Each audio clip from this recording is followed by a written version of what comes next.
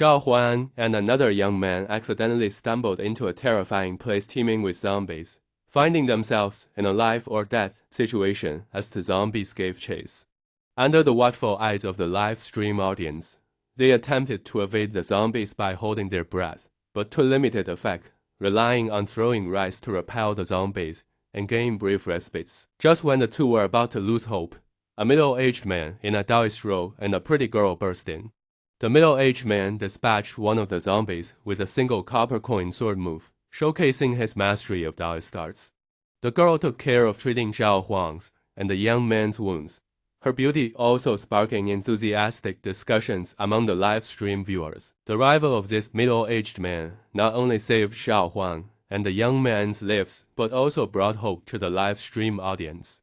His eyebrows bore a striking resemblance to the one-eyebrow Taoist priest from Sun Hao's novel, which led to fervent discussion and speculation among the viewers.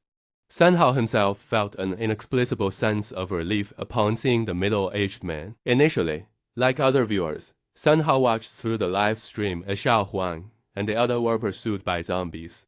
Then, one-eyebrow Taoist priest and his daughter Butterfly appeared, bringing hope and salvation to the two. One-eyebrow quickly dealt with four newly emerged zombies, while Butterfly managed to hold off the fiercest one. However, Sun Hao noticed that the dark aura between Zhao Huang's brows had not dissipated, indicating that the danger was not over yet. He started wondering and asked other viewers through private messages, learning that Zhao Huang and his friends might have entered a zombie village. This information made Sun Hao very anxious, as even if they eliminated the zombies in one household, there could be many more in other homes. Consequently, Sun Hao issued a warning in the live stream, alerting Zhao Huang and the others to the greater danger and suggesting they immediately flee. Zhao Huang and his companion relayed this information to One Eyebrow, who also recognized the severity of the situation, and they began to escape right away. During their escape, nearly 2 million viewers experienced the heart-stopping flight alongside them through the live stream. Fortunately, they eventually succeeded in fleeing the zombie village and started driving away wildly in a car. Although One Eyebrow remained calm while fighting zombies, he was nauseated by Zhao Huang's crazy driving. After stopping the car to rest, One Eyebrow inquired about Zhao Huang's sect, but the two were embarrassingly unable to answer, hinting they might not be real Taoists. Zhao Huang and his friend admitted they weren't true Taoists, but merely fans who, after reading news and books, wanted to impersonate Taoist priests to gain popularity. They explained their Taoist robes and instruments were all replicas, and their understanding of Mao Shan Taoism came from Sun Hao's novels. This revelation surprised and disconcerted One Eyebrow and Lin Kai-dai. One Eyebrow, whose real name is Lin Chengqing, questioned their ancestral connection to Mao Shan, but the two denied any relation and further clarified their actions were inspired by their fondness for Sun Hao stories. Lin Chengqing found their behavior puzzling and also grew curious about Sun Hao's novels, feeling akin to the protagonist described within. During the conversation, Zhao Huang and his friend also revealed they had fed the zombies expired blood packs, which angered Lin Chengqing and Lin Kai-dai. Nevertheless, Lin Chengqing decided to help them cleanse the corpse toxins from their bodies to prevent them from turning into walking corpses. Additionally, live stream viewers commented on the scene, with praise for Lin Kai-dai and teasing towards Zhao Huang and his friend. Lin Kai-dai also noticed the comments on the screen, her face flushing slightly. In the end, Zhao Huang and his friend bid farewell to the audience in the live stream and thanked the big brother who had warned them and the netizens who watched. Meanwhile, Sun Hao fell into contemplation about the relationship between his novels and the real world.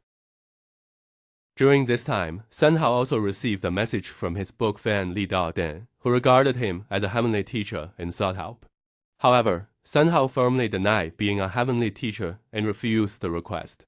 Nonetheless, Li Daodan insisted on introducing his sister to Sun Hao, which left Sun Hao feeling somewhat awkward and helpless. After rejecting a book fan's attempt to introduce his sister to him, Sun Hao began making various magical instruments for emergencies. He crafted a collection including an altar for the three pure ones, a peachwood sword, a money sword, a ritual sword, red strings, protective talismans, jade pendants, and a magic bell. hoping these would protect him in potential supernatural encounters. Then, at midnight, Sun Hao was awakened by persistent knocking at his door. Initially thinking it was a delivery mistake, he was horrified to see a terrifying female ghost with a head that twisted 180 degrees, pale complexion, staring at Sun Hao with a sinister smile through the peephole. Sun Hao fled in terror, taking refuge in the room prepared for the three pure ones. Overwhelmed with fright and self-reproach for not detecting the supernatural event sooner, he faced mounting dread as the knocking resumed at his own door. Huddled before the altar of the three pure ones, he prayed for protection. Yet, the relentless knocking began to shatter his composure. Desperation set in as Sun Hao realized his numerous ghost stories had ill-prepared him for a real supernatural confrontation. Doubts crept in about the efficacy of his magical instruments. A sudden breeze stirred the room, and the willow branches on the table began to sway. Recalling that willow could ward off spirits, Sun Hao grabbed the branches, resolved to fight back against the ghost. To bolster his courage and lure out the ghost, Sun Hao made a phone call pretending to call for help, feigning it was to summon assistance while actually aiming to draw out the ghost. After facing the harrowing knocks from the white-clothed spirit, Sun Hao decided to use his homemade magical instruments and willow branches for retaliation. He feigned a wrong delivery address to call downstairs neighbor Wang Qiang. A burly, hot-tempered man, Wang Qiang stormed upstairs, mistaking the white-clothed spirit for someone who had stolen his food delivery, and began to berate and attempt to attack her.